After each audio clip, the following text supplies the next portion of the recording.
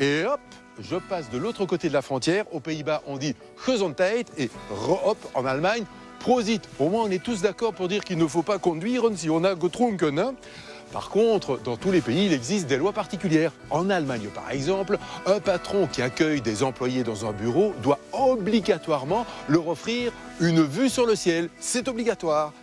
En Hollande, vous ne pouvez pas fumer des cigarettes dans un coffee shop, uniquement du cannabis.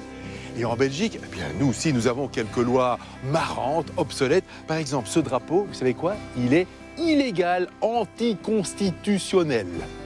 Et oui, c'est difficile à croire, Jacques, mais c'est pourtant vrai. Le drapeau belge est le seul drapeau au monde à ne pas respecter sa propre constitution. Dans cette maison, près de la Grand Place, a été cousu le premier drapeau belge au monde. Vous voyez une différence? Pas du tout la même chose, hein. Ça voudrait dire que ce drapeau-là est hors la loi. Hors la loi, c'est un peu fort, mais ce n'est pas totalement faux. Selon l'article 193 de la Constitution, la nation belge adopte les couleurs rouge, jaune et noir. Horizontales au départ, elles sont ensuite retournées à la verticale. Pourquoi? Mais parce qu'il fallait bien se distinguer du drapeau de l'horrible envahisseur hollandais, bien sûr. À propos de Hollandais, Jacques, j'en ai trouvé une bien bonne. Toujours dans la Constitution, eh bien, certains Hollandais peuvent toujours se gratter pour accéder un jour au trône belge ou à toute autre fonction d'autorité publique. Van den Bigelaar, ça sonnerait pas un peu hollandais, ça?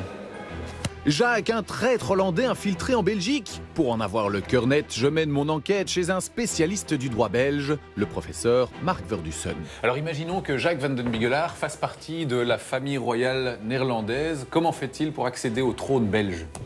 D'abord, il faudrait que la dynastie soit éteinte, mais imaginons qu'elle le soit.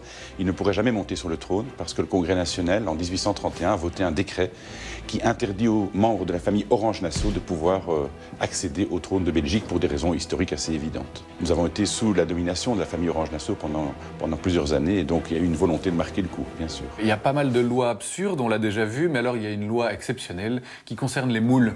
Oui, effectivement, une vieille loi de 1901 qui aboutit à cette conséquence que si vous prenez des moules sur un brise-lames, eh bien vous êtes passible, sans autorisation, vous êtes passible d'un emprisonnement qui peut aller de 1 jour à 7 jours.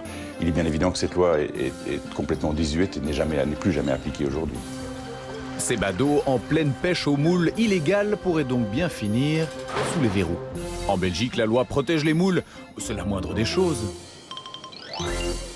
Et c'est pas tout, je vous gardais le meilleur pour la fin, les SAC, les sanctions administratives communales. Ce sont des amendes que les agents de police peuvent vous délivrer si vous ne respectez pas certaines choses. Chaque commune a le droit de choisir quelle sanction elle va décider.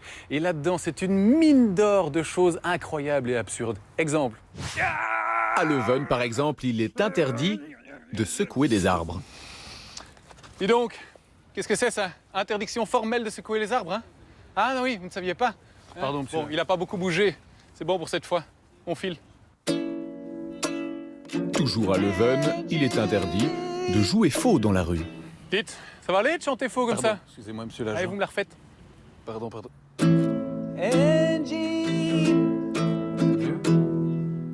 Oui, c'est pas mal. Oui. Mais pas 2 fois, hein?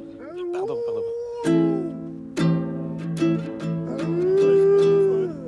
Et enfin, à Evergame, déambuler dans les rues de la ville déguisé en cardinal ou en prêtre est passible d'une amende de 250 €. Et là-bas. Interdiction de s'habiller en cardinal, hein? Ah non, ça, monsieur l'agent, si je peux me permettre, ça, c'est un déguisement de moine. Comme quoi, même si la loi est absurde, on peut toujours s'arranger, hein?